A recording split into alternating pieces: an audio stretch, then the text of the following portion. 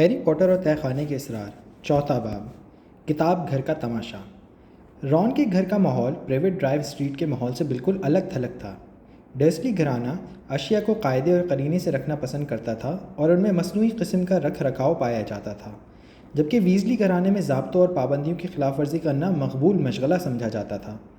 اس کے علاوہ وہاں حیرت انگیز اور غیر متوقع اشیاء پائی جاتی تھیں۔ جب ہیری نے باورچی خانے میں لگے آئینے میں پہلی بار اپنا عکس دیکھا تو وہ بھونچکا رہ گیا، کیونکہ اس میں دیکھتے ہی آئینہ بلند آواز میں چیخ کر بولا، پھوڑ کہیں کے، اپنی قمیض درست کرو۔ بالا خانے کے چھلاوے کو جب بھی گھر میں خلاف توقع خاموشی محسوس ہوتی تھی تو وہ چیخنے چلانے لگتا تھا اور پائپ کو پکڑ کر زور زور سے بجایا کرتا۔ فریڈ اور جارج کے کمرے میں ہونے والے پراسرار دھماکوں کی پرشور آوازیں بھی گھر کے معمول کا حصہ سمجھی جاتی تھیں۔ بہرحال ہیری کو رون کے گھرانے میں سب سے زیادہ اچھی بات یہ نہیں لگی کہ آئینہ باتیں کرتا ہے یا چھلاوا وہ ہلہ گلہ مچاتا ہے، بلکہ اسے سب سے اچھی بات یہ لگی تھی کہ وہاں سب لوگ اسے پسند کرتے تھے۔ ڈرسلی گھرانے کی طرح اس سے نفرت نہیں کی جاتی تھی۔ مسز ویزلی اس کی جرابوں کی صفائی پر ہمیشہ فکر مند رہتی دکھائی دیتی تھیں اور ہر بار کھانے کی میز پر اسے زیادہ سے زیادہ کھلانے کی کوششیں کرتی تھیں۔ مسٹر ویزلی کھانے کی میز پر ہیری کو خصوصاً اپنے پاس بٹھانا پسند کرتے تھے تاکہ وہ مگلوؤں کے طرز حیات کے بارے میں اس پر سوالوں کی بوچھاڑ کر سکیں۔ ان کے دماغ میں یہ معلوم کرنے کا تجسس بے حد پایا جاتا تھا کہ بجلی کا پلگ اور ترسیل ڈاک کا نظام کیسے کام کرتا ہے۔ جب ہیری نے انہیں ان تمام باتوں سے آگاہ کیا کہ ٹیلی فون کا استعمال کیسے کیا جاتا ہے تو وہ دم بخود سے رہ گئے اور بے خودی میں بول اٹھے، انتہائی مسحور کن، تیز فہم دماغ، کمال ہے۔ مگلوؤں نے جادو کے بغیر اچھی طرح جینے کے کتنے سارے طریقے سیکھ لیے ہیں۔ ہیری کو رون کے گھر پہنچنے کے لگ بھگ ایک ہفتے بعد ایک خوشگوار صبح میں ہاگورٹس سے ایک آیا ہوا خط ملا۔ رون اور ہیری جب باورچی خانے میں ناشتے کی میز پر پہنچے تو وہاں مسٹر ویزلی اور مسز ویزلی کے علاوہ جینی بھی بیٹھی دکھائی دی۔ جس وقت جینی کی نظر ہیری کے چہرے پر پڑی، عین اسی ساتھ میں وہ ایسی بوکھلائی کہ ہڑبڑاہٹ میں اس کے دلیے کا پیالہ اس کے ہاتھ سے چھوٹ کر فرش پر جا گرا۔ یہ کوئی پہلی بار نہیں ہوا تھا۔ اکثر ایسا ہی ہوتا تھا جب ہیری باورچی خانے یا کسی ایسے کمرے میں داخل ہوتا جہاں جینی موجود ہوتی، اس کے ہاتھ پاؤں پھول جاتے اور اس کے ہاتھوں میں تھامی ہوئی اشیاء زمین پر گر کر ٹوٹ جایا کرتی۔ جینی نے بوکھلائے انداز میں فرش کی طرف دیکھا اور پھر پیالہ اٹھانے کے لیے میز کے نیچے جھکتی چلی گئی۔ پیالہ اٹھانے کے بعد جب اس نے اپنا چہرہ کھانے کی میز کے پیچھے سے باہر نکالا تو وہ ڈوبتے ہوئے سورج کی طرح جگمگا رہی تھی۔ ہیری نے اسے مزید شرمندگی سے بچانے کے لیے اس کی طرف کوئی خاص توجہ نہ دی اور اپنی کرسی کھینچ کر بیٹھ گیا۔ رون کو یوں محسوس ہوا کہ جیسے ہیری وہ سب نہ دیکھا ہو۔ مسز ویزلی نے جینی پر قہر آلود نظر ڈالی اور پھر سلائس کی پلیٹ ہیری کی جانب بڑھا دی۔ ہیری پلیٹ اپنی طرف کھینچ کر خاموشی سے ناشتہ کرنے لگا۔ اسکول سے تم لوگوں کے لیے خط آئے ہیں، مسز ویزلی نے یہ کہہ کر دو چرمے کاغذ کے زرد لفافے ان دونوں کی طرف بڑھا دیے جن پر سب سیاہی کے ساتھ ان کے نام اور پتے لکھے ہوئے تھے۔ ہیری کو حیرانگی ہوئی کہ اسکول کو یہ کیسے معلوم ہوا کہ وہ آج کل یہاں مقیم ہے۔ ہیری، مسز ویزلی نے اس کی پریشانی بھانپتے ہوئے کہا، ڈمبلڈور پہلے سے ہی جانتے تھے کہ تم یہاں ہو، ان سے کوئی بات چھپی نہیں رہتی۔ انہوں نے ذرا سے توقف سے اپنا چہرہ گھماتے ہوئے کہا، اور تم دونوں کے لیے بھی خط آئے ہیں۔ ہیری نے سر گھما کر فریڈ اور جارج کی طرف دیکھا جو باورچی خانے میں داخل ہو چکے تھے۔ انہوں نے بڑھ کر اپنی ماں سے خط لے لیے، پھر سب لوگ لفافے چاک کر خط پڑھنے میں مشغول ہو گئے۔ کمرے میں یکدم گہرا سکوت چھا گیا۔ ہیری کے خط میں یہ ہدایت درج تھی کہ وہ پہلے کی طرح 1 ستمبر کو کنگ کراس ریلوے اسٹیشن کے ذریعے ہاگورڈ ایکسپریس ٹرین تک پہنچ جائے۔ اگلے سال کی پڑھائی کے لیے اسے جن کتابوں کی ضرورت ہے ان کے نام یہ ہیں: جادوئی کلمات اسٹینڈرڈ بک گریڈ 2، مصنفہ مرانڈا گوشاک، چڑیلوں کو بھگانے کا فن، مصنف گلیڈرائے لاک ہارٹ، چھلاووں کے ساتھ بھٹکنا، مصنف گلیڈرائے لاک ہارٹ، بدصورت ڈائن کے ساتھ تعطیلات منانا، مصنف گلیڈرائے لاک ہارٹ، بھوتنوں کے ساتھ سفر کرنا، مصنف گلیڈرائے لاک ہارٹ، خون آشاموں کے ساتھ خطرناک سمندری سیاحت، مصنف گلیڈرائے لاک ہارٹ، بھیڑیائی انسانوں کے ساتھ خانہ بدوشی، مصنف گلیڈرائے لاک ہارٹ، برفیلے انسان کے ساتھ 1 سال، مصنف گلیڈرائے لاک ہارٹ۔ فریڈ نے اپنی کتابوں کی فہرست پوری پڑھنے کے بعد سر اٹھا کر سب کی طرف دیکھا، پھر وہ کسی قدر اوپر ہو کر ہیری پر جھکتے ہوئے اس کے خط کو پڑھنے کی کوشش کرنے لگا۔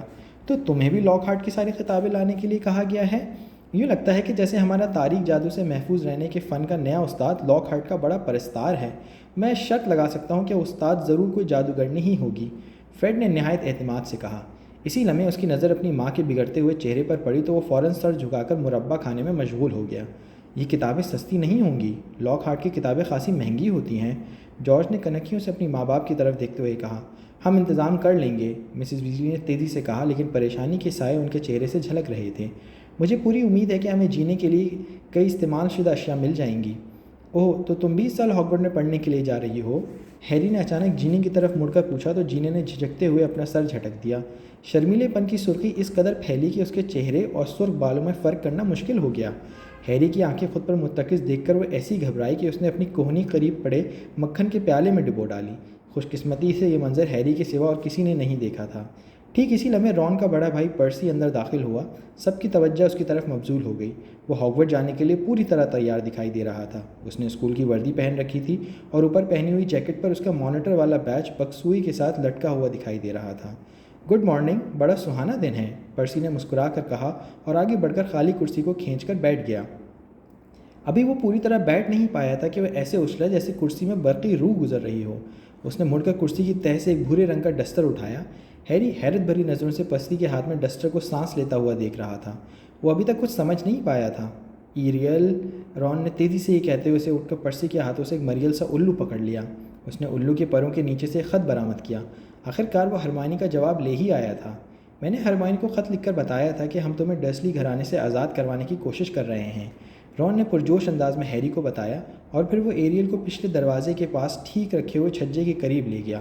اس نے ایریل کو چھجے پر کھڑا کرنے کی کوشش کی۔ اسی لمحے ایریل اس کے ہاتھوں سے نکلتا ہوا زمیں بوس ہو گیا۔ رون سے اسے زمین سے اٹھایا اور چھجے میں لٹا دیا اور دھیمی آواز میں بڑبڑایا، بیچارہ۔ اس کے بعد اس نے ہرمائنی کے خط کا لفافہ چاک کیا اور خط نکال کر بلند آواز میں پڑھنے لگا۔ پیارے رون اور ہیری، اگر تم بھی وہاں ہو، مجھے امید ہے کہ سب کچھ اچھی طرح سے ہو گیا ہوگا اور ہیری ٹھیک ٹھاک ہوگا، اور رون مجھے یہ بھی امید ہے کہ تم نے اسے باہر نکالنے کے لیے کوئی غیر قانونی کام نہیں کیا ہوگا، کیونکہ اس سے ہیری بھی مشکل میں پڑ جائے گا۔ میں سچ مچ فکر مند ہوں، اور اگر ہیری ٹھیک ٹھاک ہے تو مجھے فوراً مطلع کرنا، مگر یہ زیادہ بہتر ہوگا کہ تم کسی دوسرے الو کو روانہ کرو، کیونکہ مجھے لگتا ہے کہ مزید سفر کرتے ہوئے بیچ راستے میں ہی اس کی حرکت قلب بند ہو جائے گی۔ میں اسکول کے کام میں بےحد مصروف رہتی ہوں۔ یہ کیسے ہو سکتا ہے؟ ہمارے تو اسکول کی چھٹیاں چل رہی ہیں، رون پڑھتے ہوئے بیچ میں دہشت بھرے لہجے میں بولا۔ ہم اگلے بدھ کو نئی کتابیں خریدنے کے لیے لندن جائیں گے، کیوں نہ ہم لوگ جادوئی بازار میں ملیں؟ جتنی جلدی ہو سکے مجھے خبر کر دینا کہ تم نے کیا سوچا ہے۔ تمہاری بہترین دوست ہرمائنی گرینجر۔ ٹھیک ہے، مسز ویزلی کی آواز باورچی خانے میں گونجی، یہ بالکل ٹھیک رہے گا۔ ہم بھی بدھ کو جادوئی بازار جائیں گے اور تم لوگ کتابیں خریدیں گے۔ ویسے آج تم لوگوں کے کیا ارادے ہیں؟ ان کی نظریں ان چانوں کے چہرے کی طرف کر رہی تھیں۔ رون، ہیری، فریڈ اور جارج پہاڑی پر واقع باڑے میں جانے کا منصوبہ بنا رہے تھے، جو کہ مسٹر ویزلی کی ملکیت تھا۔ باڑے کے چاروں طرف بلند و بالا اور گھنے درخت تھے، جن کی وجہ سے وہ مقام نیچے وادی میں موجود گاؤں میں نہیں دکھائی دیتا تھا۔ اس کا مطلب یہ تھا کہ اگر وہ زیادہ اونچائی تک نہ اڑیں تو وہ سب وہاں کوئڈچ کی مشق بآسانی کر سکتے تھے۔ وہ کوئڈچ کی اصلی گیندوں کا استعمال نہیں کر سکتے تھے، کیونکہ اگر وہ ان کے ہاتھ سے چھوٹ کر گاؤں کی حدود میں پہنچ جاتی تو ان کا نقصان بھرنا بہت مشکل ہوتا۔ اسی لیے وہ ایک دوسرے کی طرف سیب پھینک کر مشق کیا کرتے تھے۔ وہ سب باڑے میں جا پہنچے اور باری باری ہیری کے بھاری ڈنڈے نمبس 2000 پر بیٹھ کر نقلی کوئڈچ کھیلتے رہے، جو اس وقت کا سب سے تیز رفتار بھاری ڈنڈا تسلیم کیا جاتا تھا۔ ہیری نے جب رون کے پرانے شوٹنگ اسٹار بھاری ڈنڈے کا جائزہ لیا تو اسے بےحد حیرت ہوئی کہ وہ اتنا سست رفتار تھا، اکثر تتلیاں بھی اسے مات دے جاتی تھیں۔ 5 منٹ بعد وہ سب اپنے اپنی بھاری ڈنڈے کندھے پر رکھے پہاڑی پر چڑھ رہے تھے۔ انہوں نے پرسی سے دریافت کیا تھا کہ کیا وہ بھی ان کے ساتھ چلنے کے لیے رضامند ہے، تو اس نے اپنی مصروفیت کا بہانہ بنا کر انکار کر دیا تھا۔ ہیری جتنے دنوں سے ویزلی بھٹ میں تھا، اس نے پرسی کی صورت صرف کھانے یا ناشتے کے اوقات میں ہی دیکھی تھی۔ جب وہ باورچی خانے میں وارد ہوتا تھا، اس کے علاوہ وہ کہاں رہتا تھا، اس کے بارے میں ہیری کو کچھ خاص خبر نہ تھی۔ رون نے اسے بتایا تھا کہ پرسی زیادہ تر اپنے کمرے میں ہی بند رہتا ہے۔ کاش مجھے پتہ چل جاتا کہ آخر اس کے ارادے کیا ہیں، فریڈ نے تیوریاں چھڑاتے ہوئے پرسی کے بارے میں کہا۔ وہ اب پہلے جیسا نہیں رہا، بلکہ بالکل ہی الگ تھلگ سا دکھائی دیتا ہے۔ تمہارے آنے سے ایک دن پیشتر ہی الو اس کے لیے اسکول سے اس کا رزلٹ کارڈ لایا تھا، اسے 12 OWLs ملے ہیں، یعنی اس کے باوجود وہ ذرا سا بھی خوش نہیں ہوا۔ مروجہ جادوگری کے درجات، فریڈ نے ہیری کے چہرے پر پریشانی بھانپ کر جلدی سے وضاحت کی۔ بل بھائی کو بھی 12 ہی ملے تھے۔ اگر ہم نے توجہ سے کام نہیں لیا تو ہمارے گھر کا ایک اور فرد ہیڈ بوائے بن جائے گا۔ مجھے نہیں لگتا کہ میں اس شرمندگی کو برداشت کر پاؤں گا۔ بھائیوں میں بل ویزلی ہی سب سے بڑا تھا۔ وہ اور اس سے چھوٹا بھائی چارلی ویزلی دونوں اپنی ابتدائی تعلیمات مکمل کر کے ہاگورڈ سے نکل چکے تھے۔ ہیری ان دونوں سے کبھی نہیں ملا تھا، مگر اسے یہ معلوم تھا کہ چارلی رومینیا میں ڈریگن کے متعلق اعلیٰ تعلیم حاصل کر رہا ہے، جبکہ بل ان دونوں مصر میں جادوگروں کے بینک گرنگٹس کے لیے کام کر رہا تھا۔ میں نہیں جانتا ہوں کہ ممی ڈیڈی اس سال ہماری کتابوں کا خرچہ اٹھا پائیں گے۔ لاک ہارٹ کی تمام کتابوں کے 5 مجموعے، اس کے علاوہ جینی کو جادوئی چھڑی، اسکول کی وردی اور دیگر سامان کی ضرورت بھی پڑے گی۔ جارج نے کچھ توقف سے اپنا خدشہ ظاہر کیا۔ ہیری نے اس کی بات پر کوئی تبصرہ نہیں کیا، مگر اس کے چہرے پر پریشانی کی جھلک ضرور نمودار ہوئی۔ لندن میں گرنگوٹس بینک کے زمین دوست چکردار تہہ خانوں میں اس کے پاس ایک چھوٹا سا خزانہ موجود تھا جو اس کی ضروریات پوری کرنے کے لیے اس کے والدین چھوڑ گئے تھے۔ ظاہر ہے وہ صرف جادوگروں کی دنیا میں ہی امیر تھا۔ مغلوں کی دنیا میں جادوگروں کے سکے یعنی گیلون، سکلز اور نٹس کی کوئی حیثیت نہیں تھی۔ ان کی دکانوں سے ان کے بدلے کچھ نہیں خریدا جا سکتا تھا۔ یوں کہا جا سکتا تھا کہ ہیری مغلوں کی دنیا میں بہت غریب تھا۔ یہی وجہ تھی کہ ہیری نے مسٹر ڈیسلی کے گھر میں گرنگوٹس کے بینک کھاتے کے بارے میں ذرا سا بھی ذکر نہیں کیا تھا۔ اسے یقین تھا کہ ڈیسلی گھرانہ چاہے جادو کے نام سے جتنا بھی دہشت زدہ دکھائی دے، مگر سونے کے سکے کا ڈھیر دیکھ کر انہیں ذرا سا بھی خوف محسوس نہیں ہوگا۔ مسز ویزلی نے بدھ کی صبح انہیں جلدی جگا دیا۔ جادوئی بازار میں خریداری کا موقع کسی خوشی سے کم نہیں تھا، اس لیے سب نے باورچی خانے میں کھانے کی میز پر فٹافٹ سینڈوچ حلق سے نیچے اتارے اور تیزی سے سفری کوٹ پہن کر تیار ہو گئے۔ مسٹر ویزلی باورچی خانے کے آتش دان کی طرف بڑھے اور اسٹینڈ پر رکھے ہوئے خوبصورت گلدان کو اٹھا کر ایک طرف رکھ دیا۔ اس کے بعد انہوں نے آتش دان کے اندر سر ڈال کر چمنی میں جھانکا۔ اسی دوران مسز ویزلی ہاتھ میں ایک برتن لیے وہاں پہنچ گئیں۔ سب لوگ ان کے قریب پہنچ گئے۔ یہ ختم ہو رہا ہے، ہمیں آج تھوڑا اور خریدنا پڑے گا۔ اچھا چلو پہلے مہمان۔ مسٹر ویزلی نے برتن کی طرف دیکھ کر سرد آ بھری۔ ہیری ڈیئر، ہم لوگ تمہارے بعد آئیں گے۔ مسز ویزلی نے برتن ہیری کے سامنے کر دیا۔ ہیری نے اس میں نگاہ ڈالی تو وہاں اسے زرد رنگ کا سفوف دکھائی دیا۔ ہیری نے ہونکوں کی طرح سب کے چہرے کو دیکھا اور وہ سب ہیری کو گھور رہے تھے۔ شاید انہیں زیادہ انتظار پسند نہیں تھا۔ مگر مجھے کرنا کیا ہے؟ ہیری نے ہکلاتے ہوئے مسز ویزلی کی طرف دیکھ کر کہا۔ ممی، رون جلدی سے بولا، وہ پہلے کبھی صفوف انتقال سے نہیں گیا۔ معاف کرنا ہیری، مجھے تو یہ بھول ہی گیا تھا۔ کیا مطلب؟ اس نے صفوف انتقال کبھی استعمال نہیں کیا؟ مسز ویزلی کے چہرے پر گہری حیرانگی چھا گئی۔ تم گزشتہ سال اپنے اسکول کا سامان خریدنے کے لیے جادوئی بازار میں کیسے پہنچے تھے؟ مسز ویزلی کی آنکھوں میں بے یقینی جھلک رہی تھی۔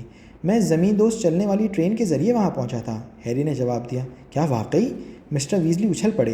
کیا وہاں خود بخود چلنے والی سیڑھیاں ہوتی ہیں؟ میں نے ان کے بارے میں سن رکھا ہے۔ مسز ویزلی نے ان کی طرف گھور کر دیکھا۔ ابھی نہیں آرتھر، وہ تنک کر بولی۔ صفوف انتقال سے اسے بہت جلد پہنچا دیتا ہے، مگر اب کیا کیا جائے؟ ہیری کو صفوف انتقال کے استعمال سے کچھ واقفیت نہیں۔ ممی، فکر مند کی ضرورت نہیں، وہ صحیح سلامت وہاں پہنچ جائے گا۔ فریڈ نے مسئلے کا حل پیش کیا۔ ہیری، تم ہمیں غور سے دیکھنا کہ ہم کیا کرتے ہیں اور کیسے جاتے ہیں۔ فریڈ نے برتن میں سے ایک چٹکی بھر چمکتا ہوا سفوف نکالا اور آتش دان کی آگ کے بالکل قریب پہنچ گیا۔ اس نے سفوف کو آگ کی لپٹوں میں پھینک دیا۔ ایک تیز گرجتی ہوئی آواز کے ساتھ آگ یکلخت آنکھوں کو چبھنے والی سبز رنگ میں تبدیل ہو گئی۔ آگ کی لپٹیں فریڈ کے قدم سے کافی اوپر تک ہوا میں بل کھا رہی تھیں۔ ہیری کو یہ دیکھ کر اپنے اندر عجیب سی بے چینی محسوس ہوئی۔ فریڈ بے خوفی سے آگ کی بھڑکیلی سبز لپٹوں کے اندر گھستا چلا گیا اور اس کا جسم سب لوگوں کی نگاہوں سے اوجھل ہو گیا تھا۔ پھر اس کی چیختی ہوئی آواز سنائی دی، لندن کا جادوئی بازار۔ اسی لمحے ایک زوردار دھماکہ ہوا اور سبز آگ بھڑک کر واپس اپنی اصلی رنگ میں آ گئی۔ ہولناک آواز سن کر ہیری کے جسم میں خوف کی سرد لہر دوڑتی چلی گئی۔ اس نے دیکھا فریڈ غائب ہو چکا تھا۔ جارج نے ہیری پر مسکراتی ہوئی نظر ڈالی اور برتن سے چٹکی بھر سفوف نکال لیا۔ جب آگ کے سبز شعلے بڑک رہے تھے، اسی وقت مسز ویزلی نے ہیری کو سمجھانے کی کوشش کی۔ بالکل صاف الفاظ میں ادائیگی کرنا چاہیے ہیری ڈیئر، اس کے علاوہ یہ بھی دھیان رہنا چاہیے کہ درست آتش دان سے باہر نکلا جائے۔ کون سی درست چیز؟ ہیری نے گھبرا کر پوچھا۔ اسی اثنا میں آگ گرجی اور جارج اس میں غائب ہو گیا۔ دیکھو، بہت سے جادوگروں کی آتشنی چمنیاں کھلی رہتی ہیں جن میں سے کسی ایک کو منتخب کرنا پڑتا ہے۔ اگر تم نے صاف الفاظ میں ادائیگی کی تو پھر تمہیں کسی قسم کی فکر کرنے کی ضرورت نہیں، مسز ویزلی نے اسے سمجھاتے ہوئے کہا۔ وہ ٹھیک ٹھاک پہنچ جائے گا مولی، خواہ مخواہ اضطراب نہ پیدا کرو، مسٹر ویزلی نے سفوف لیتے ہوئے کہا۔ اگر وہ گم ہو گیا تو میں اس کے لیے انکل آنٹی کو کیا منہ دکھاؤں گی؟ مسز ویزلی متفکر ہو کر بولی۔ آپ اس بارے میں فکر مند نہ ہوں، ہیری نے منہ بسور کر کہا۔ ان لوگوں کو اس بات سے کچھ فرق نہیں پڑے گا کہ میں اگر کسی اور کی چمنی کے اوپر پہنچ جاؤں، اور ڈڈلی یہ جان کر بہت لطف اندوز ہوگا۔ اس موقع پر ڈسلی گھرانے کا ذکر اس کے لیے خوشگوار نہیں تھا۔ اچھا ٹھیک ہے، تم آرتھر کے بعد جانا، مسز ویزلی نے گہری سانس لے کر کہا۔ دیکھو، جب تم آگ کے بالکل اندر پہنچ جاؤ تو صاف لہجے میں بولنا کہ تمہیں کہاں جانا ہے، اور اپنی کوہنی بھی اندر کی طرف سکیڑ کر رکھنا، رون جلدی سے بولا، اور اپنی آنکھیں بھی بند رکھنا تاکہ راکھ۔ مسز ویزلی کچھ بولتے ہوئے خاموش ہو گئیں، پھر وہ مخاطب ہوئیں۔ ہلنا جلنا مت، ورنہ ہو سکتا ہے تم غلط آتش دان سے باہر نکلو۔ ہیری ان کی ہدایات سن کر مزید گھبرایا ہوا دکھائی دیا۔ رون کا چہرہ بھی فکر مند نظر آیا۔ گھبرانے کی کوئی ضرورت نہیں، صحیح جگہ پر پہنچنے سے پہلے جلد بازی کا مظاہرہ مت کرنا۔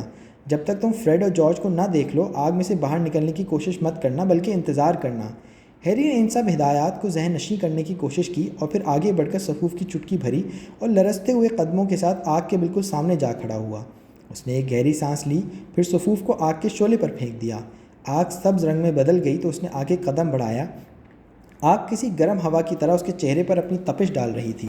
اس نے جیسے ہی اپنا منہ کھولا تو آگ کے جھونکے سے کافی مقدار میں راکھ اس کے حلق میں گھستی چلی گئی۔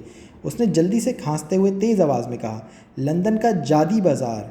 اسے یوں محسوس ہوا جیسے ایک خوفناک بھنور نے اس کے وجود کو نگل لیا ہو۔ وہ بے حد تیزی سے دائروی انداز میں گول گول گھوم رہا تھا۔ اس کے کانوں میں گرج سنائی دے رہی تھی جو کان کے پردوں کو پھاڑنے کی کوشش کر رہی تھی۔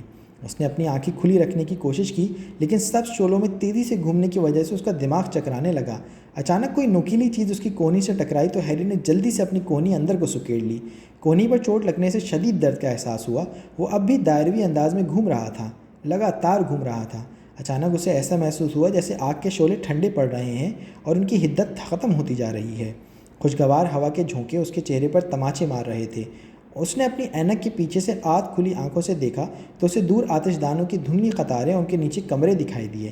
اسے اپنے پیٹ میں سینڈوچ بری طرح مچلتے ہوئے محسوس ہو رہے تھے۔ ہیری نے اپنی آنکھیں ایک بار پھر بند کر لیں۔ اس کے دل میں یہ خواہش ابھرنے لگی کہ یہ سب کچھ تھم جائے، پھر اچانک اسے اپنا چہرہ ٹھنڈے پتھر سے ٹکراتا ہوا محسوس ہوا۔ وہ چہرے کے بل فرش پر گر چکا تھا۔ اس کی اینک اس کے چہرے سے اتر کر دور جا گری۔ اینک کے شیشے چڑکنے کی آواز سن کر ہیری کو جھٹکا سا لگا۔ اس کا سر بری طرح چکرا رہا تھا۔ اسے لگتا تھا کہ اسے کسی بھی لمحے ابکائی آ جائے گی۔ اس کا پورا بدن راکھ سے بھرا پڑا تھا، کپڑے، چہرہ اور بال سب کالک سے آلودہ تھے۔ وہ کسی بھوت کی طرح دکھائی دے رہا تھا۔ وہ لڑکھڑاہٹے سے اٹھ کھڑا ہوا اور اس نے اپنی ٹوٹی ہوئی اینک کو اٹھ کر دوبارہ اپنی آنکھوں پر جما کر وہاں کا جائزہ لیا۔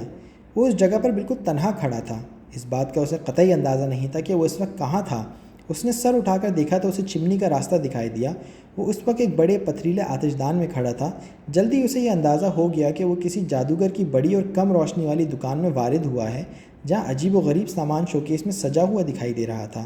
البتہ اس دکان میں موجود جس قسم کا سامان دکھائی دے رہا تھا، اس میں ایک شے بھی ہاگورٹ کی فہرست میں شامل نہیں تھی۔ ہیری نے اپنے قریب موجود شیشے کی شوکیس کی طرف دیکھا جس میں بجھی ہوئی گدی پر ایک ٹوٹا ہوا سوکھا سا ہاتھ دھرا تھا۔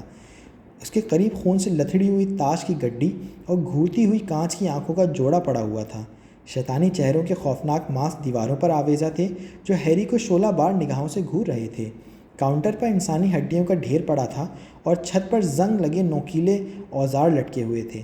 اس سے بھی بڑی بات یہ تھی کہ دھول بھری اس دکان کی کھڑکی سے ہیری کو باہر جو اندھیری اور تنگ گلی دکھائی دے رہی تھی، اس سے صاف اندازہ ہو رہا تھا کہ یہ جادوئی بازار ہرگز نہیں ہو سکتا۔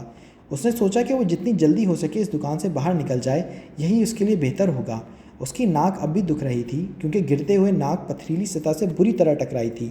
ہیری نے چپ چاپ دروازے کی طرف تیزی سے قدم بڑھائے۔ ابھی وہ کچھ فاصلہ ہی طے کر پایا تھا کہ اسے شیشے کے دروازے کی دوسری طرف دو افراد دکھائی دیے۔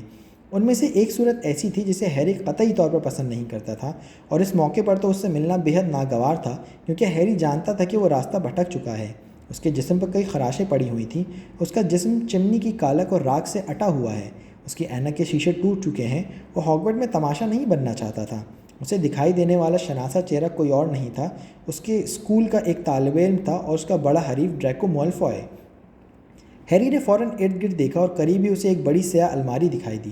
وہ لپک کر اس کے اندر گھس گیا اور اس نے اندر سے دروازہ بند کر لیا۔ اس نے دروازے میں صرف چھوٹی سی درز چھوڑی تھی تاکہ وہ باہر دیکھ سکے۔ کچھ پل بعد گھنٹی بجی اور میلفوئے نے دکان کے اندر قدم رکھا۔ اس کے پیچھے جو شخص اندر آیا وہ ڈریکو سے کافی مشابہ تھا اور پختہ عمر کا تھا۔ اس کا چہرہ ڈریکو کی طرح زرد اور نوکدار تھا، آنکھیں بھی ویسی ہی سرد اور بھوری۔ ہیری کو وہ اس کا باپ معلوم ہوا۔ مسٹر میلفوئے نے کاؤنٹر تک آئے اور الکسائے انداز میں شوکیس میں رکھی اشیاء پر نظر ڈالی، پھر انہوں نے کاؤنٹر پر رکھی گھنٹی بجائی اور اپنے بیٹے کی طرف مڑتے ہوئے کہا، ڈریکو، کوئی چیز چھونا مت، سمجھے؟ ڈریکو یکدم ہوشیار ہو گیا کیونکہ اس وقت شوکیس میں پڑی ہوئی کانچ کی آنکھ کو اٹھانے کے لیے وہ اپنا ہاتھ بڑھانے ہی والا تھا۔ میں سوچ رہا تھا کہ آپ یہاں سے میرے لیے کوئی تحفہ خریدنے والے ہیں۔ میں نے تمہیں بتایا تھا کہ تمہارے لیے اڑنے والا بہاری ڈنڈا خریدوں گا، مسٹر میلفوئے نے تیزی سے کہا اور اپنی انگلیوں سے کاؤنٹر کا شیشہ بجانے لگے۔ اگر مجھے اپنے ہاؤس کی ٹیم میں شامل نہیں کیا گیا تو بہاری ڈنڈا خریدنے کا کیا فائدہ؟ ہیری پوٹر کو گزشتہ سال نمبس 2000 مل گیا تھا۔ اسے ڈمبلڈور نے گریفنڈور کی طرف سے کھیلنے کی خصوصی اجازت دی تھی۔ اس کی وجہ یہ نہیں ہے کہ وہ کوئی بہت اچھا کھلاڑی ہے، در حقیقت یہ خصوصی مہربانی صرف اس لیے ہوئی ہے کہ وہ بے حد مشہور ہے، ماتھے پر ایک بدنما کھرونچ کی وجہ سے مشہور۔ ڈریکو میلفوئے نے چڑچڑاتے ہوئے لہجے میں غصے سے کہا، تم یہ بات مجھے کم از کم 10 مرتبہ بتا چکے ہو۔ مسٹر میلفوئے نے اس کی طرف قہر آلود نظروں سے گھورتے ہوئے کہا، اور میں تمہیں یاد دلا دوں کہ یہ سمجھداری نہیں ہے کہ لوگوں کو یہ معلوم ہو کہ ہم ہیری پوٹر کو پسند نہیں کرتے ہیں، کیونکہ جادوگروں کی اکثریت اسے اپنا ہیرو تسلیم کرتی ہے۔ تم اچھی طرح جانتے ہو کہ سب یہ سمجھتے ہیں کہ اس نے ایک عظیم طاقتور جادوگر کو ہرایا ہے، صرف 1 سال کی عمر میں۔ مسٹر بورگن! ایک جھکی ہوئی کمر والا شخص کاؤنٹر کے پیچھے سے نمودار ہوا۔ وہ اپنے چپچپے بالوں کو چہرے سے پیچھے ہٹا کر انہیں سنوارنے کی کوشش کر رہا تھا۔ مسٹر میلفوائے، بہت خوشی ہوئی ایک بار پھر آپ سے ملاقات ہوئی۔ یہ میری بڑی خوش نصیبی ہے کہ مسٹر ڈریکو میلفوائے بھی تشریف لائے ہیں۔ ان کا قدم میری دکان میں پڑا، یقیناً دکان کا کاروبار چمک اٹھے گا۔ میں آپ کی کیا خدمت کر سکتا ہوں؟ ٹھہرے، میں آپ کو کچھ خاص چیزیں دکھاتا ہوں جو آج ہی آئی ہیں اور ان کی قیمت بھی زیادہ نہیں ہے۔ بورگن خالص کاروباری انداز میں بولا۔ وہ خوبصورت سے بھی زیادہ خوش آمدی اور چاپلوس دکھائی دیتا تھا۔ مسٹر بورگن، میں آج خریداری کرنے نہیں بلکہ کچھ فروخت کرنے آیا ہوں، مسٹر میلفوائے نے پراسرار انداز میں جواب دیا۔ فروخت کرنے؟ بورگن متعیر چہرے کے ساتھ بولا۔ یکلخت اس کی مسکان مٹ گئی تھی۔ ظاہر ہے آپ نے سنا ہی ہوگا کہ آج کل دفتر وزارت کافی زوروں سے چھاپے مار رہا ہے، مسٹر میلفوائے نے دھیمی آواز میں کہا، اور اپنی جیب میں سے ایک چرمئی کاغذ کا تومار نکالا۔ تومار کو کاؤنٹر پر رکھ کر اس کی تہیں کھول کر بورگن کے سامنے پھیلا دیا۔ اگر دفتر وزارت نے میرے گھر پر چھاپا مارا تو وہاں پر کچھ ایسا سامان موجود ہے جو یقیناً مجھے مشکل میں مبتلا کر سکتا ہے۔ بورگن نے گلے میں لٹکنے والی اینک کو کانپتے ہاتھوں سے پکڑا اور ناک پر دھرنے کے بعد کاؤنٹر پر جھک کر اس فہرست کو دیکھنے لگا جو کاؤنٹر پر پھیلی ہوئی تھی۔ جہاں تک میرا خیال ہے دفتر وزارت آپ پر ہاتھ ڈالنے کی جرات نہیں کرے گا۔ ویسے بھی اس سامان کے ساتھ آپ کو کسی قسم کی پریشانی نہیں لاحق ہوگی، مجھے اس کا یقین ہے۔ بورگن نے اپنی ماہرانہ رائے کا اظہار کیا تو مسٹر میلفوائے کے ہونٹ سکڑ گئے۔ یہ صحیح ہے کہ وہ ابھی تک میرے گھر کی دہلیز تک نہیں پہنچ پائے۔ میلفوائے خاندان کا وقار ابھی تک باقی ہے، لیکن وزارت کی مداخلت دن بدن بڑھتی جا رہی ہے۔ کچھ لوگ زیادہ دخل اندازی کر رہے ہیں۔ تحفظات مغل کے نئے قانون کے مطابق طرح طرح کی افواہیں سرگرم ہیں۔ میں وثوق سے کہہ سکتا ہوں کہ اس تمام دھندے کے پیچھے کسی اور کا نہیں، مغلوں، رسیا، بے وقوف اور احمق آرتھر ویزلی کا ہی ہاتھ ہے۔ مسٹر میلفوائے کی آواز میں حقارت آیا تھی۔ ہیری کو ویزلی خاندان کے بارے میں میلفوائے کے خیالات سن کر بے حد غصہ آیا۔ وہ بڑی مشکل سے خود پر ضبط کیے ہوئے تھا۔ آپ یقیناً دیکھ سکتے ہیں کہ ان میں سے کچھ چیزیں ایسی بھی ہیں۔ ظاہر ہے میں سمجھتا ہوں جناب، کچھ لمحوں کے لیے مجھ پر انہیں غور کرنے کا موقع دیں، بورگن نے مؤدبانہ لہجے میں کہا۔ کیا میں وہ لے سکتا ہوں؟ اچانک ڈریکو نے گدی پر رکھے ہوئے سوکھے ہاتھ کی طرف اشارہ کرتے ہوئے کہا۔ بورگن کی توجہ فہرست سے ہٹ گئی۔ وہ ڈریکو کو وہاں دیکھ کر تیزی سے لپکا۔ اس نے گدی پر پڑے ہاتھ کو دیکھا اور گہری نظریں اس کے چہرے پر ڈالتے ہوئے بولا، ہاتھ جو عظمت کی معراج تک پہنچا دے، بس اس کے اندر ایک موم بتی ڈالو اور وہ موم بتی صرف اسے تھامے رکھنے والے کو ہی روشنی دے گی۔ چور اچکوں کا سب سے اچھا دوست۔ آپ کے بیٹے کی پسند بہت عمدہ ہے مسٹر میلفوائے، بورگن نے ہنس کر بولا۔ بورگن، مجھے قوی امید ہے کہ میرا بیٹا چور اچکوں سے کہیں زیادہ عمدہ ثابت ہوگا، مسٹر میلفوائے نے ٹھنڈے لہجے میں کہا۔ میرا مطلب یہ نہیں تھا جناب، قطعی یہ نہیں تھا، بورگن ہکلاتے ہوئے بولا۔ اگر اس کے اسکول کے نمبر یوں ہی آتے رہے اور نہ سدھرے تو شاید یہ چور اچکوں کے سوا اور کچھ نہیں بل پائے گا، مسٹر میلفوائے نے حسب معمول سرد لہجے میں جواب دیا۔ اس میں میرا کوئی قصور نہیں، ڈریکو پلٹ کر جلدی سے بولا۔ ہرمیونی گرینجر تمام اساتذہ کی چہیتی ہے، اسی پر تمام توجہ صرف کی جاتی ہے۔ تمہیں شرم سے ڈوب مرنا چاہیے، مسٹر میلفوائے نے اسے پھٹکارتے ہوئے کہا۔ کیا یہ کم ہے کہ مغلوں کی ایک معمولی لڑکی ہو کر وہ ہر مضمون میں تم سے زیادہ نمبر لیتی ہے؟ ہاں، جوش سے ہیری کے ہونٹ پھڑپھڑائے مگر اس کی آواز زیادہ بلند نہیں تھی۔ وہ یہ دیکھ کر بے حد مسرور ہو رہا تھا کہ ڈریکو کے چہرے پر ندامت کے گہرے بادل چھائے ہوئے تھے۔ سب جگہ یہی حال ہے جناب، بورگن نے اپنی چکنی چپڑی آواز میں کہا۔ خالص خون والے جادوگروں کا مقام ہر جگہ گھٹتا جا رہا ہے، مگر میری نظروں میں نہیں، مسٹر میلفوائے نے اپنے نتنے پھیلاتے ہوئے کہا۔ میری بھی نظروں میں نہیں جناب، بورگن نے بہت دھیمی آواز میں کہا۔ اگر ایسا ہے تو ہم ایک بار پھر اپنے موضوع پر آ جائیں، مسٹر میلفوائے نے کاؤنٹر پر پھیلی ہوئی فہرست کی طرف دیکھتے ہوئے کہا۔ میں تھوڑی عجلت میں ہوں بورگن، مجھے یہاں سے فارغ ہو کر کسی اور جگہ بھی پہنچنا ہے جہاں ایک نہایت ضروری کام اٹکا ہوا ہے۔ بورگن نے سر ہلایا اور فہرست کی طرف بڑھ گیا۔ کچھ ہی دیر میں وہ دونوں فہرست کے سامان پر بھاؤ تاؤ کرنے میں مصروف ہو گئے۔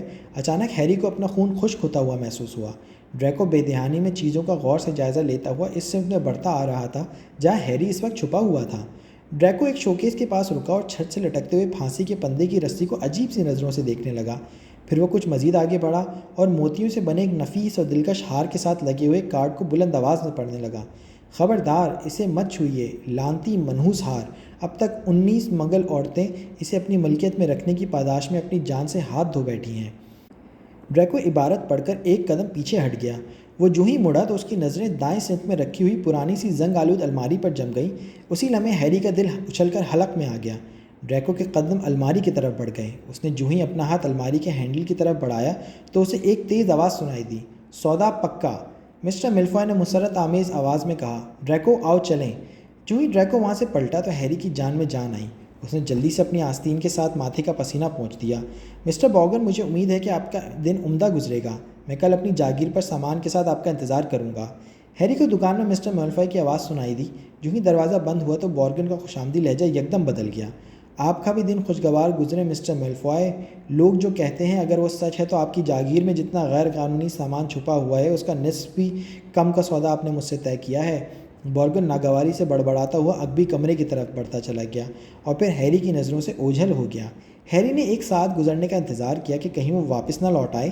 جب اسے اطمینان ہو گیا تو وہ بڑی احتیاط کے ساتھ بنا آواز پیدا کیے الماری سے باہر نکلا۔ اس نے دبے قدموں سے شیشے کا شوکیس عبور کیا اور محتاط نظروں سے ادھر ادھر دیکھتا ہوا شیشے کے دروازے کی طرف بڑھا۔ اس کی قسمت اچھی تھی کہ بارگن دوبارہ باہر نہیں آیا۔ اگلے لمحے وہ دکان سے باہر کھڑا تھا۔ اس نے اپنی ٹوٹی اینک کو ایک ہاتھ سے تھامے رکھا تھا۔ اس کی نگاہیں گرد و نواح کا جائزہ لینے میں مصروف تھیں۔ وہ ایک گندی سی گلی میں کھڑا تھا جو اندھیر نگری کے مخصوص سامان والی دکانوں پر بھری پڑی تھی۔ تاریک جادو سے متعلقہ طرح طرح کا شیطانی سامان دکانوں کے شوکیسوں میں رکھا ہوا دکھائی دے رہا تھا۔ ہیری نے مڑ کر اس دکان کا جائزہ لیا جہاں سے وہ برآمد ہوا تھا۔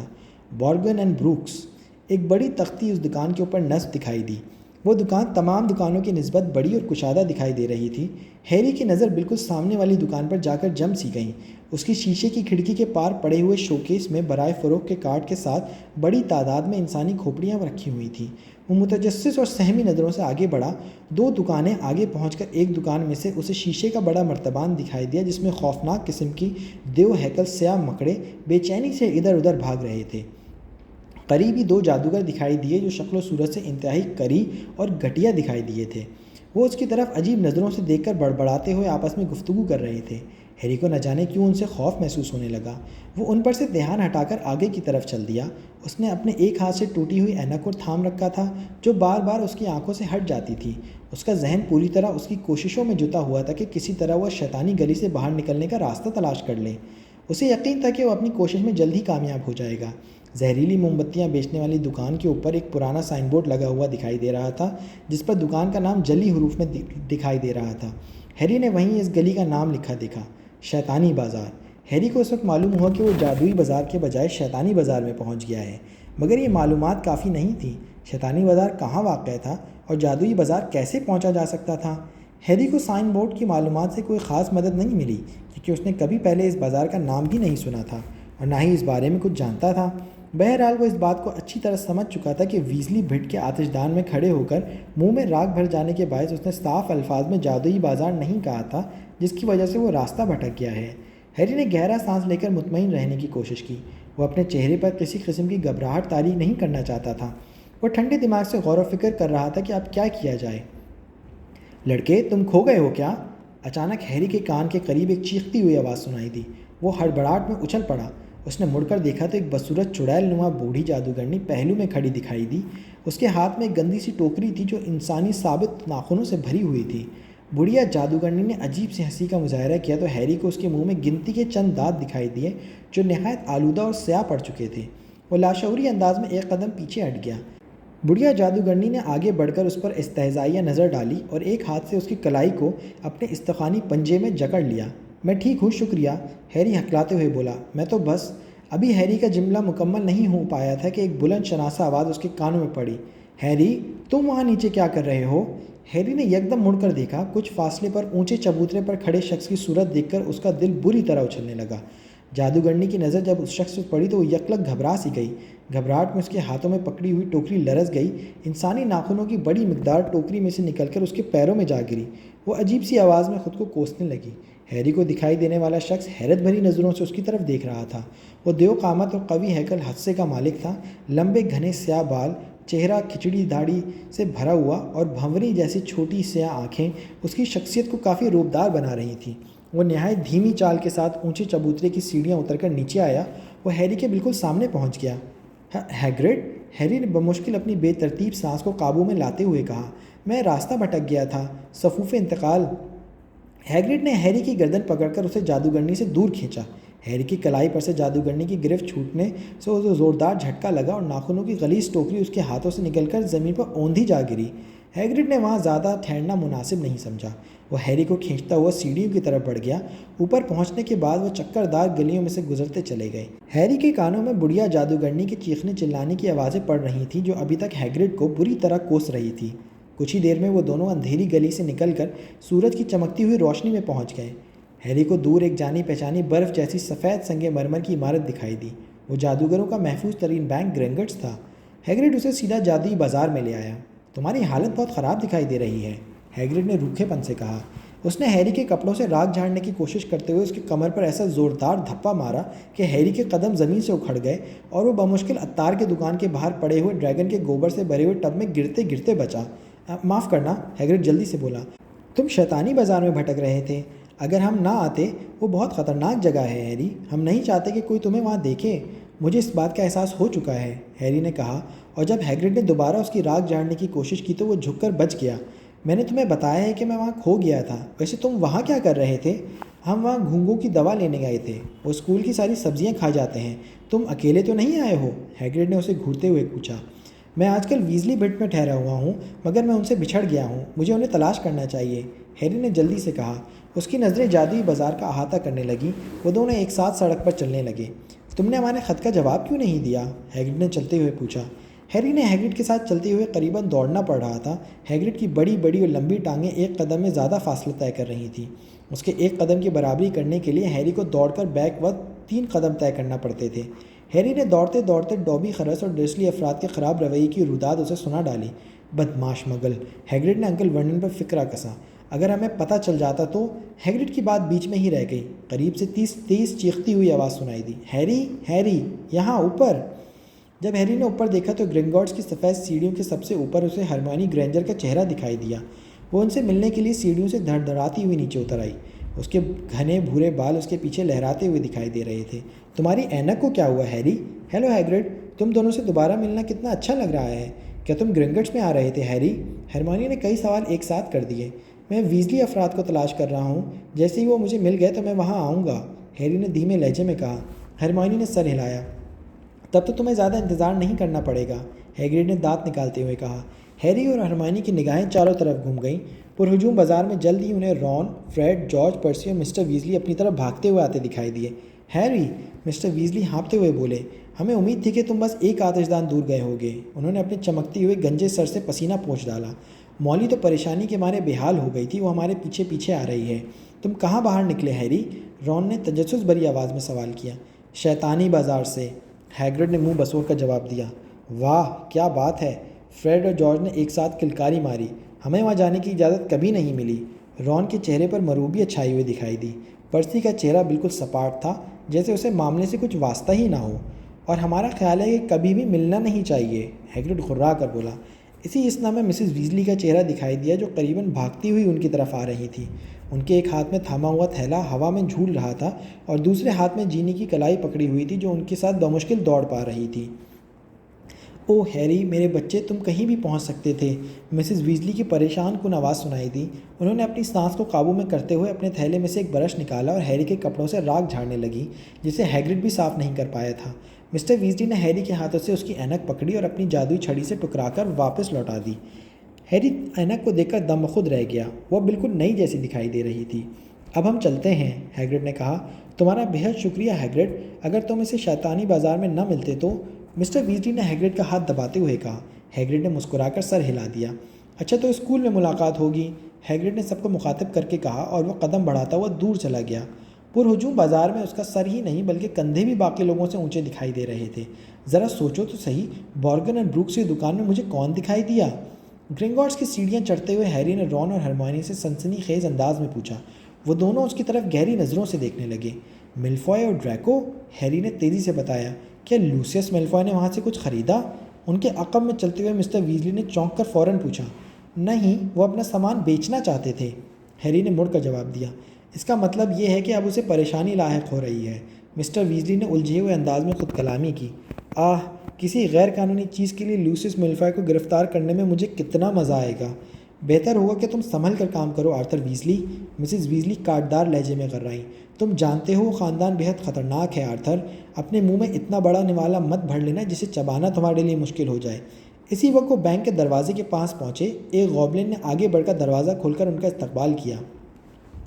تو تمہیں نہیں لگتا کہ میں لوسیس مالفوئے سے ٹکر لے سکتا ہوں؟ مسٹر ویزلی نے کسی قدر غصے کا مظاہرہ کیا۔ اسی وقت انہیں ہرمائنی کے ماں باپ دکھائی دیے۔ گفتگو کا موضوع فوراً بدل گیا۔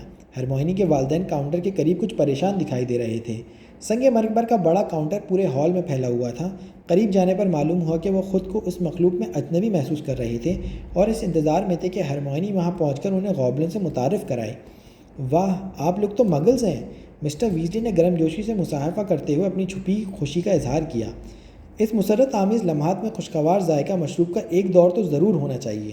ارے یہ آپ کے ہاتھ میں کیا ہے؟ اوہ میں سمجھ گیا، آپ مگلوں کی رقم کو یہاں تبدیل کروانے کے لیے آئے ہیں۔ مولی ڈیئر ذرا دیکھو تو۔ مسٹر ویزلی بہت جوشیلے پن کا مظاہرہ کر رہے تھے۔ انہوں نے مسٹر گرینجر کے ہاتھ میں پکڑے ہوئے 10 پاؤنڈ کے نوٹ کی طرف اپنی بیوی کی توجہ مبذول کی۔ ہم کچھ ہی دیر میں لوٹ آئیں گے ہرمائنی، تمہیں یہیں انتظار کرنا چاہیے، رون نے اسے کہا۔ ہیری اور ویزلی افراد گوبلن کے ہمراہ اپنی زمین دوست تجوریوں کی طرف روانہ ہو رہے تھے۔ ہرمائنی نے اپنا سر اس بات میں ہلایا اور وہ اپنے والدین کے ساتھ کاؤنٹر کی طرف بڑھ گئی جہاں وہ مگلوں کی رقم کو جادوگروں کی رقم میں بدل سکتے تھے۔ زمین دوست تجوریوں تک پہنچنے کے لیے تمام جادوگروں کو گوبلن کے ساتھ ہی جانا پڑتا تھا۔ وہ انہیں ریل کی پٹری پر چلنے والی چھوٹی چھوٹی گاڑیوں میں بٹھا کر زمین کے نیچے لے جاتے۔ بینک کی زیر زمین تاریک سرنگوں میں ریل کی چھوٹی پٹریوں کا جال پھیلا ہوا تھا جن میں ہر وقت گاڑیاں متحرک دکھائی دیتی تھیں۔ گوبلن انہیں بالکل ان کی ملکیتی تجوری کے سامنے پہنچا دیتے تھے۔ گرنگوٹس کے زمین دوز راستے ایسے چکر دار اور بھول بھلائیوں والے تھے کہ عام جادوگر اس میں راستہ بھٹک کر راستہ بھول سکتے تھے، مگر یہ گوبلن کی ہی شاندار ذہانت تھی کہ ایسی بھول بھلائیوں میں وہ کبھی نہیں بھٹکتے تھے۔ ہیری کو نیچے ویزلی خاندان کی تجوریوں تک پہنچنے کے لیے اس طوفانی سفر میں بہت مزہ آیا۔ جب گوبلن نے آگے بڑھ کر ویزلی خاندان کی تجوری کھولی تو ہیری سٹپٹا سا رہ گیا۔ اس کے اندر عجیب سی کشمکش ہونے لگی۔ وہ بے حد بے چینی محسوس کر رہا تھا۔ اسے اتنا ہولناک احساس اس وقت بھی نہیں ہوا تھا جب وہ شیطانی بازار میں بھٹک گیا تھا۔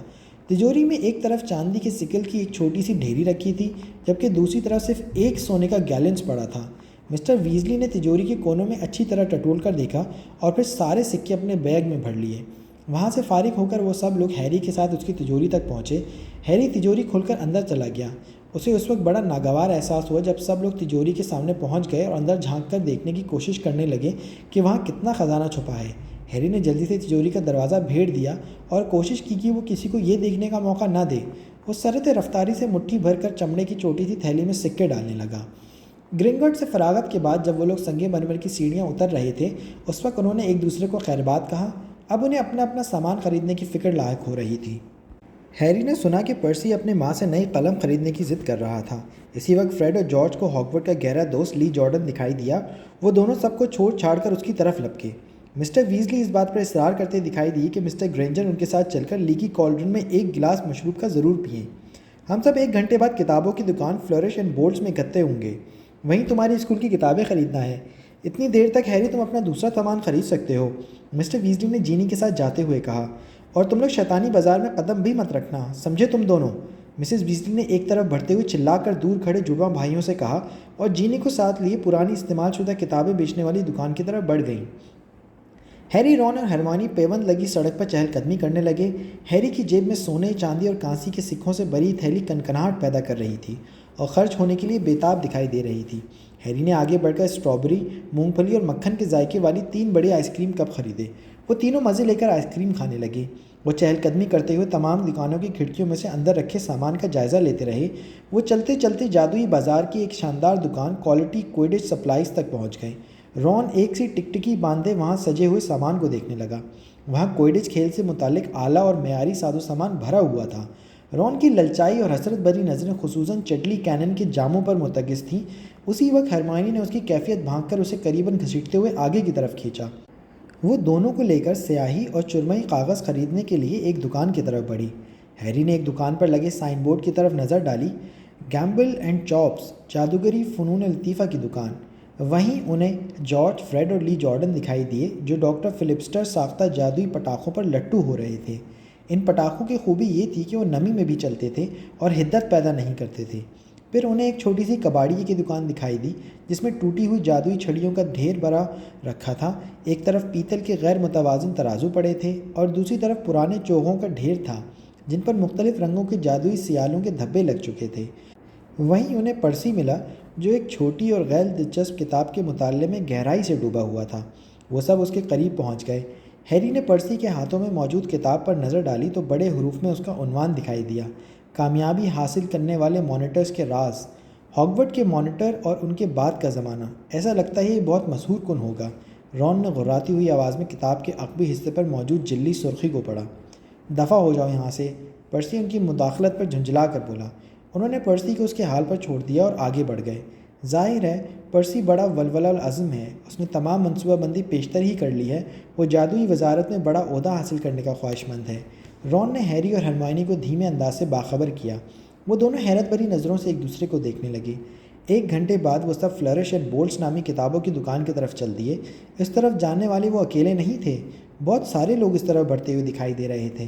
جب وہ دکان کے پاس پہنچے تو انہیں یہ دیکھ کر حیرت ہوئی کہ وہاں بڑا ہجوم جمع تھا۔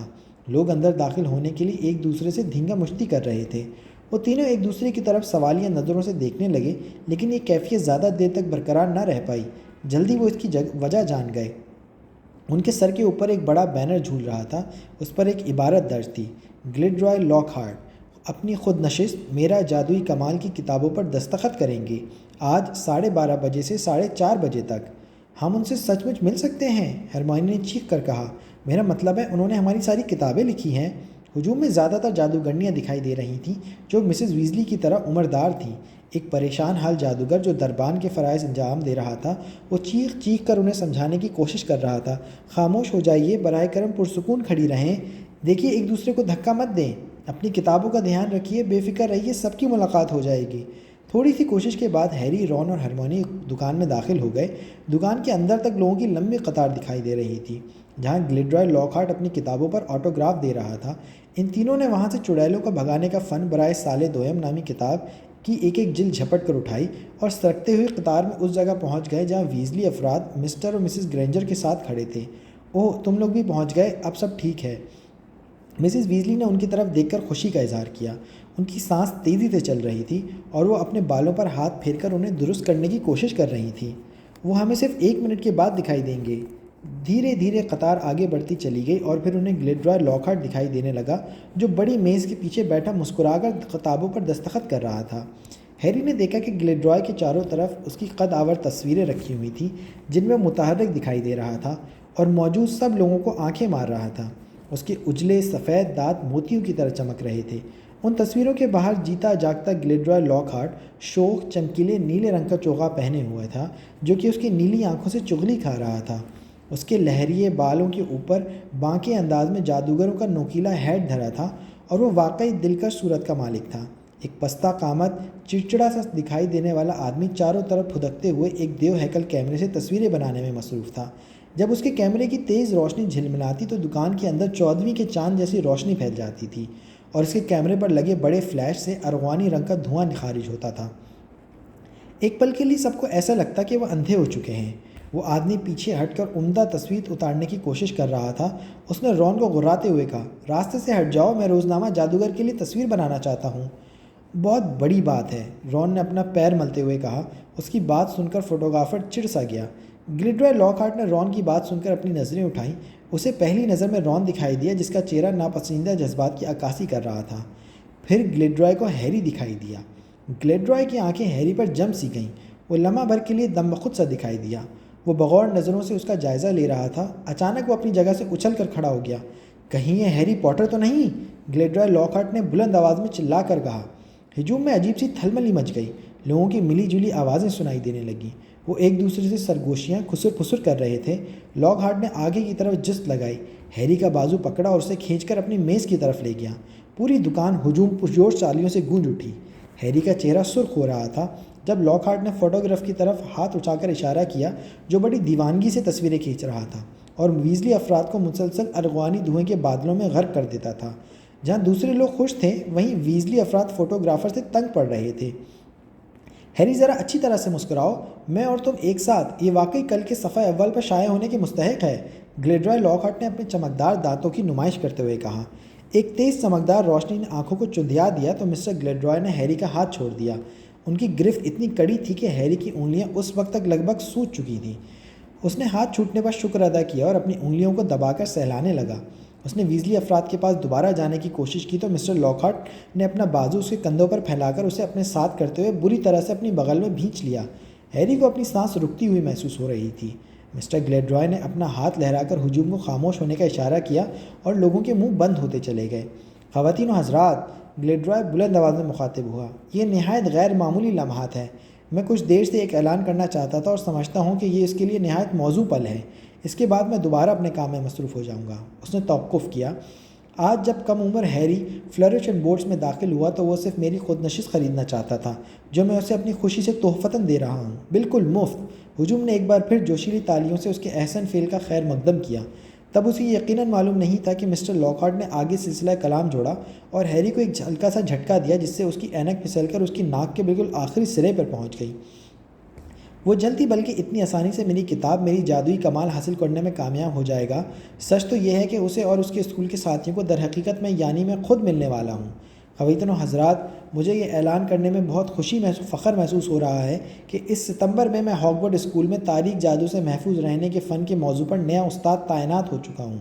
یہ کہہ کر گلیڈرائے لاک نے بانکے انداز سے سر جھکایا اور سفید دانت نکال دیے۔ ہجوم نے پرشور آواز میں اسے مبارکباد دی اور جوشیلی تالیوں سے اس کا خیر مقدم کیا۔ ہیری کو اس سال اسکول میں گلیڈرائے لاک کی تمام کتابیں تحفتاً دے دی گئیں۔ ہیری کتابوں کے وزن سے لڑکھڑاتے ہوئے لوگوں کی نظروں سے بچتے ہوئے دور ہٹتا چلا گیا۔ وہ دکان کے اس سرے پر پہنچنے میں کامیاب ہو چکا تھا جہاں جینی اپنی کڑھائی کے ساتھ کھڑی تھی۔ ہیری نے جلدی سے اپنی کتابیں اس کی کڑھائی میں ڈال دیں۔ جینی حیرت سے اس کا منہ دیکھنے لگی۔ یہ تم رکھ لو، میں اپنی کتابیں خرید لوں گا، ہیری نے جھک کر سرگوشی کرتے ہوئے کہا۔ میں شرط لگا سکتا ہوں پوٹر، تم یقیناً اس ڈرامے سے بے حد خوش ہوئے ہوگے۔ اسی وقت اسے قریب سے ایک طنزیہ آواز سنائی دی۔ ہیری کو آواز پہچاننے میں ذرا سی دشواری پیش نہ آئی۔ جب وہ سیدھا تن کر کھڑا ہوا تو اس نے ڈریکو میلفوائے کو اپنے بالکل مقابل کھڑے پایا جو حقارت بھری مسکراہٹ سے اس کی طرف دیکھ رہا تھا۔ مشہور ہیری پوٹر، وہ استہزائیہ لہجے میں بولا۔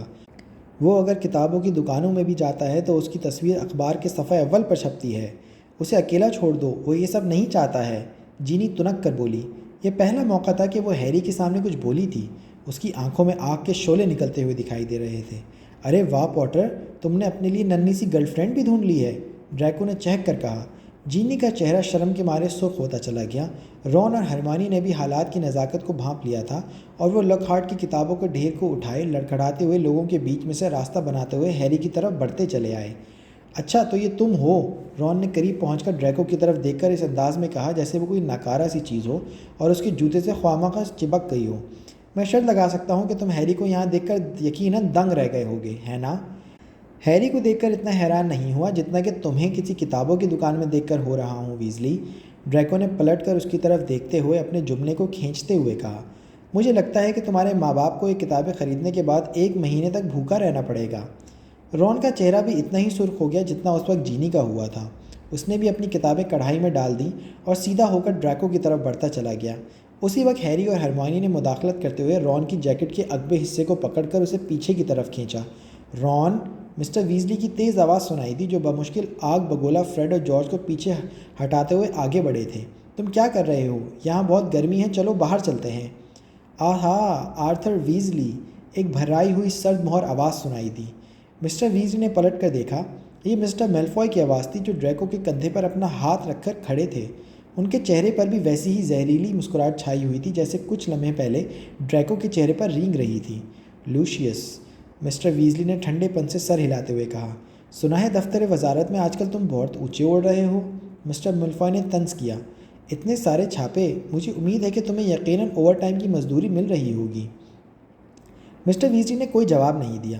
مسٹر میلفوائے جینی کی کڑھائی کے قریب پہنچ گئے۔ انہوں نے کڑھائی میں ہاتھ ڈال کر لاک کی چمکتی دمکتی کتابوں کے بیچ میں سے ایک پرانی اور خستہ حال کتاب تبدیلی حیت کی ابتدائی کتاب نکال لی۔ پھر وہ مسٹر ویزلی کی طرف مڑے۔ صریحاً ایسا نہیں ہے، مسٹر میلفوائے نے ناک چڑھا کر بولا۔ صاف دکھائی دے رہا ہے کہ تمہیں اوور ٹائم نہیں مل رہا ہے۔ جادوگروں کی عزت مٹی میں ملانے سے کیا فائدہ ویزلی، اگر اس کے پیسے بھی نہ ملیں تو؟ مسٹر ویزلی نے اس تحقیق کو برداشت کرنے کی کوشش کی ان کا چہرہ رون اور جینی سے بھی زیادہ سرخ پڑ چکا تھا۔ رون، فریڈ، جارج اور جینی، اس کے ساتھ ساتھ ہیری اور ہرمائنی بھی آپے سے باہر دکھائی دے رہے تھے۔